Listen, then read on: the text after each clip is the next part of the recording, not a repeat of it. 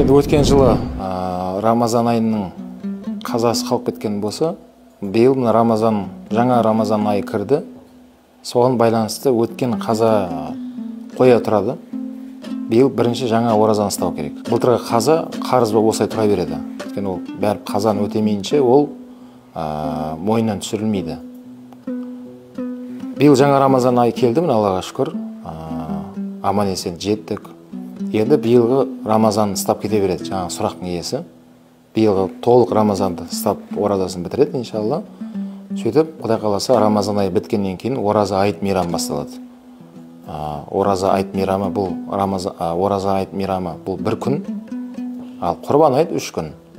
Сол үшін ораза айттың бір күн айттан кейін екінші күннен бастап әрмен қарай өткен жылғы сол қаза болған, яғни ұстай алмай қалған ораза күндерін ұстап толықтырса болады.